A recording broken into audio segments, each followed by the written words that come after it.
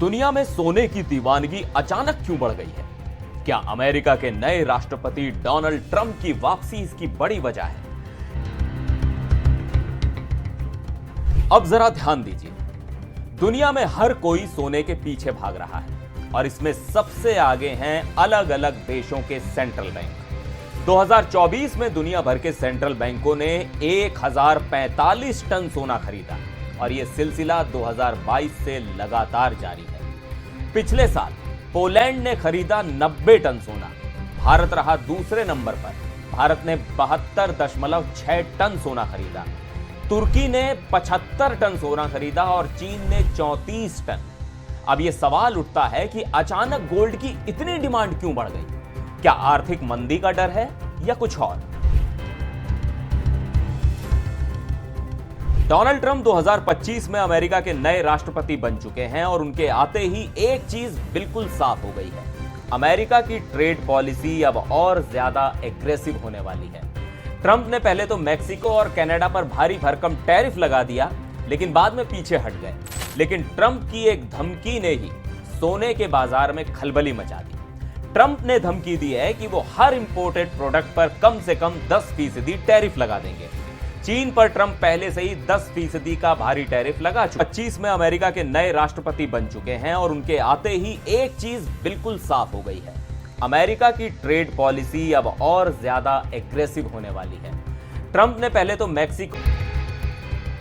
अब सवाल उठता है कि क्या भारत डॉलर से दूरी बना रहा है? 2024 में आरबीआई ने 72.6 टन सोना खरीदा।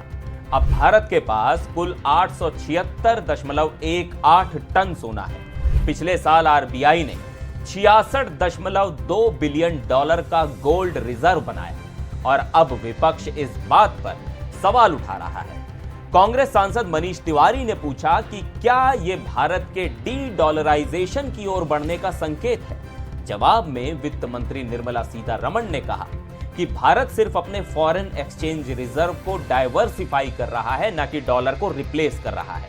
लेकिन फिर भी ग्लोबल लेवल पर देखा जाए तो कई देश डॉलर से परे सोचने लगे हैं। ट्रंप के दोबारा राष्ट्रपति बनने के बाद कुछ देशों को एक बड़ा डर सता रहा है। क्या वो फिर से किसी देश की संपत्ति जब्त कर सकते हैं?